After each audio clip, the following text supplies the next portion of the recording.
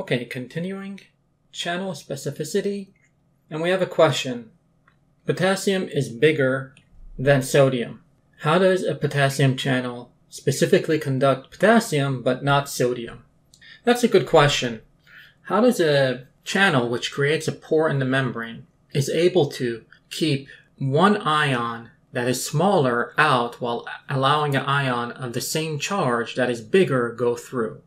That's basically the question that we're going to try to answer here.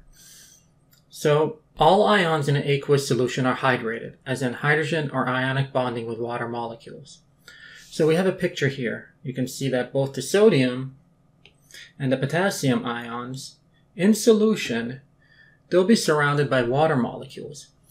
A plus charge needs to interact with negative charges so that eventually you reach neutrality.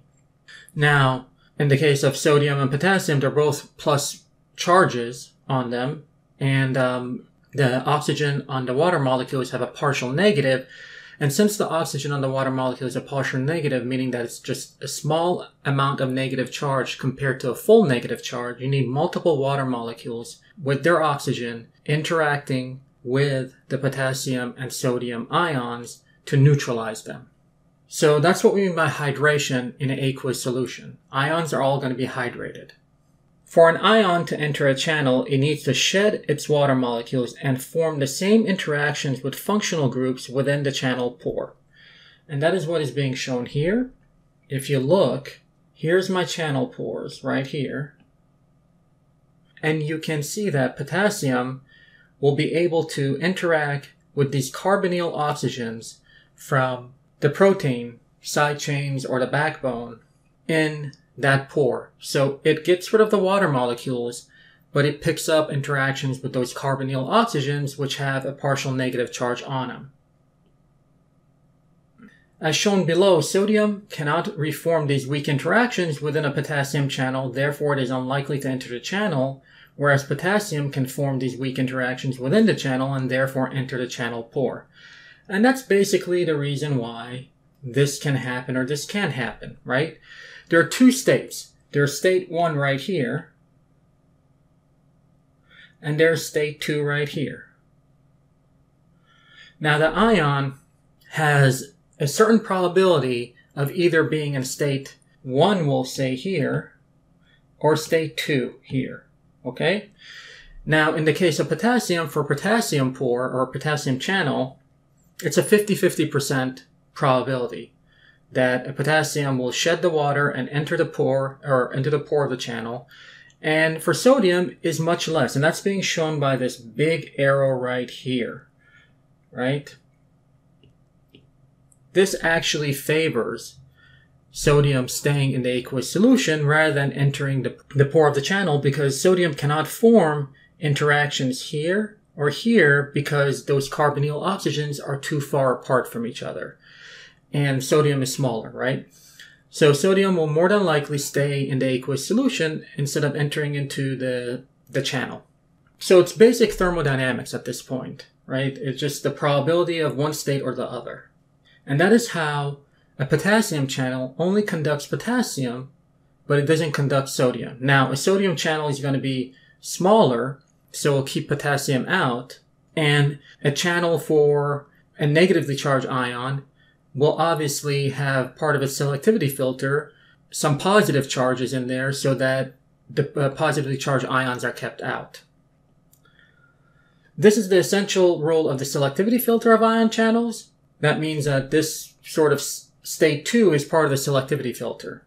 You know, you might have a negative charge somewhere to attract the positive charges toward the channel pore, the selectivity filter.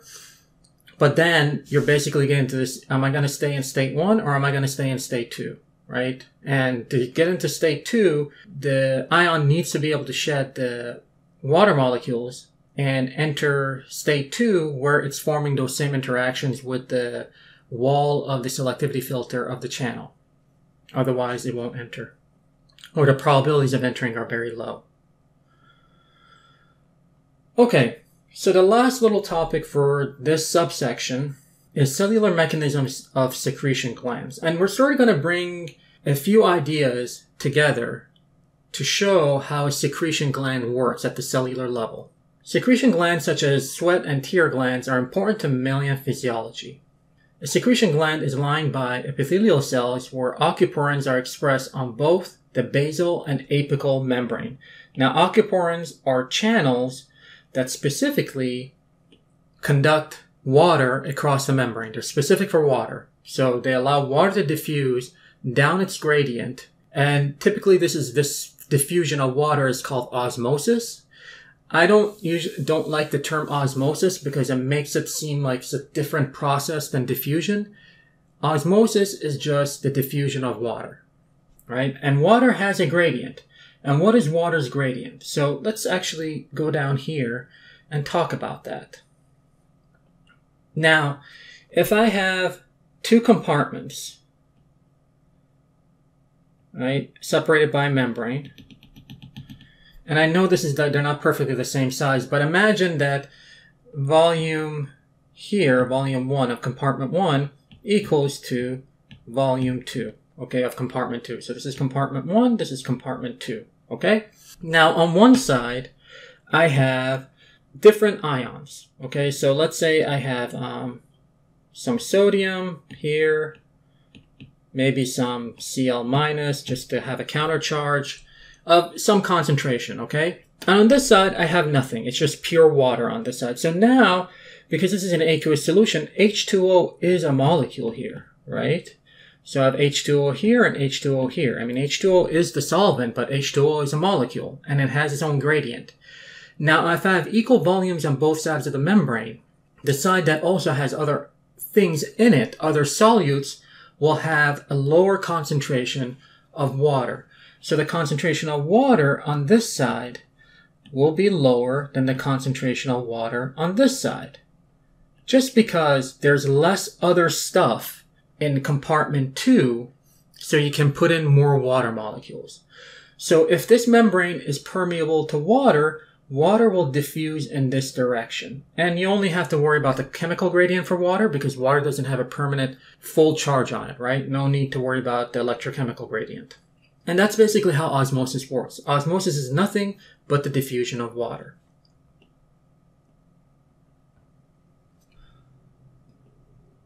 There are ion pumps on the basal membrane where there are ion channels on the apical membrane.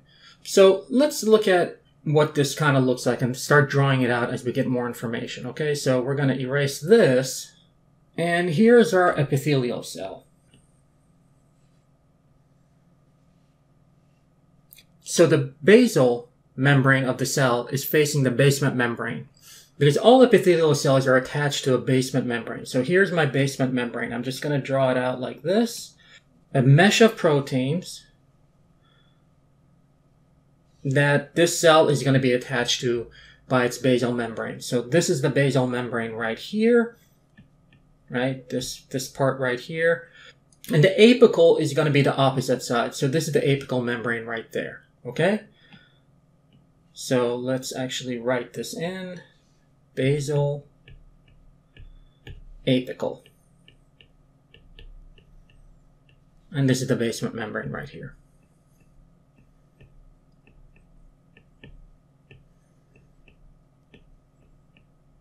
Now let's look at the information we're given above.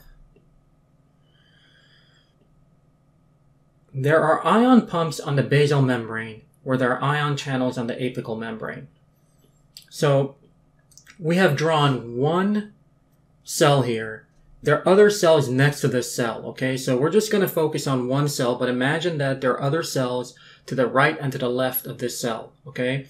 And basically creating a barrier between the aqueous solution on this side and the aqueous solution on this side, okay?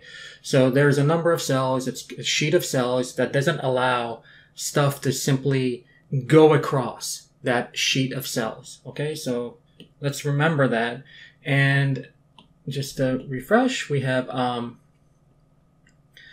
there are ion pumps on the basal membrane where there are ion channels in the apical membrane. So we have some pumps over here. We're just going to put an arrow using ATP, right? This is a pump, right, to ADP. Then we have channels over here. So this channel is simply moving. And these are ions. So the blue is for ions. So this is for ion channels. Now what ion is being moved or pumped across? You can imagine there are probably multiple ion channels that are specific for different ions. It doesn't really matter or is important right now to what the identity of those ions are. It's just the general principle of how this thing works, okay? So ion channel, and this one is an ion pump.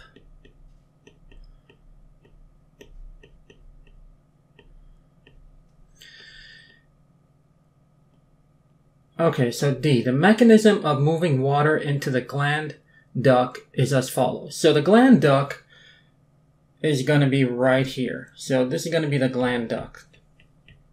Okay? Ions are pumped into the cell by ATP-driven ion pumps on the basal membrane. And we have them right here showing you it's using ATP to ADP, and ions are being pumped into the cell. By the actions of the ion pump, two gradients are created. An H2O gradient pointing directly into the cell, and an ion gradient pointing out of the cell. So what you have is the ion concentrations here in the duct are going to be lower than the ion concentrations here. Whatever the ion is. Let's say sodium, let's say potassium, whatever, okay? This is not total ion concentration, just whatever the ion is. An ion concentration is higher here, and now, because you're using this pump over here, and you can see why you're using the pump, you're moving whatever ion it is against its gradient into the cell. So you need to use ATP. You increase the concentration of ion into the cell, and now the ion will diffuse out over here, out of the cell into the duct, tear duct, whatever, okay? As ion concentrations in the duct goes up, by the actions of epithelial cells lining the cavity, an H2O gradient is created pointing out of the cell into the duct. So, now what will happen is the H2O gradient will start to change, right? So if you can imagine, let me put H2O in a color I'm not using right now, so red. So you can imagine that the H2O gradient here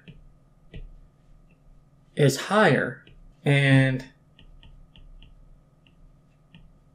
it is still, and let's put two arrows here for it being very high. It's still high, but it's much lower here. So what's happening is, because of the actions of moving these ions into the duct, eventually the concentration, because it is not just one cell doing this, it's all the cells that are lining the duct. So ions are being pumped into the duct, so you're going to have more ions and stuff in the duct. And if you have more ions and stuff in the duct, then you're going to have less H2O. The H2O concentration is going to go down compared to the H2O concentrations in the cell. So now H2O is basically diffusing in and then diffusing out into the duct. Okay? Down its gradient. It's just moving down its gradient. And what is it moving down? You have aquaporins, which allow water to simply go down its gradient through the process that we otherwise call osmosis, the diffusion of water through transcellular transport, just move on through past these epithelial cells into the duct. And what this picture is showing you here is a typical sort of architecture of a duct. And you can see that, okay, everything that we drew up there, here are the epithelial cells lining the duct. And you can imagine that there's a basement membrane that these are all attached to, kind of like right here, right? It's not being shown here, but you can imagine that's the basement membrane, and these are all attached to it. So these membranes right here are the basal membranes.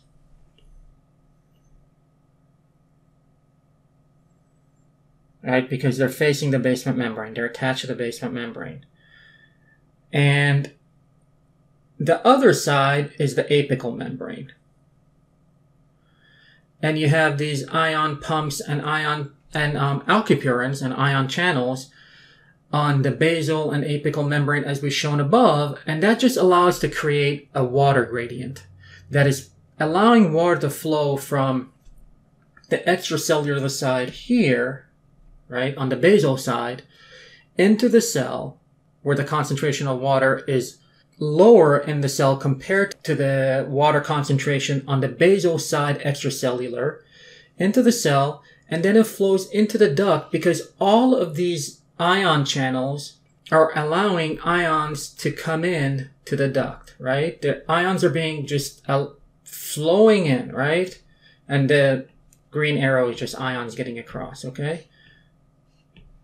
And so you're just making this full of ions. So if you make it full of ions, because all these cells are doing that, then the concentration of ions in here is going to be very high. Overall. Right? Very high. So the water concentration is going to be very low. And what we mean by that compared to the cell, the water concentration in the cell, okay?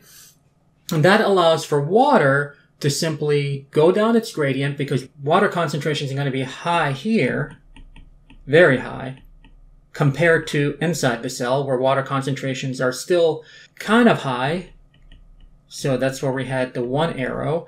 And then water concentrations are very low in the duct, so water starts to go in here, right? Of course, ATP is being used, right? And this is getting to be very busy. I'm sorry, but I'm trying to give you guys an idea of how it works. And this duct gets full of water, and eventually, through pressure and everything, boop, things flow out. And that's how, like, for example, a tear duct works. Now, of course, these actions of ducts aren't the control of other things because you can just simply, to control it, all you have to do is control the ATP-driven pumps. If you control these ATP-driven pumps right here, and you don't allow for ions to be pumped into the cell, then you're not creating a water gradient for water to flow from the basal side extracellular into the cell because they will sort of get into equilibrium with each other, so water won't flow, and etc. And of course, the ion gradient will be kind of destroyed, meaning that you're not going to have ions going from this channel being shown right here,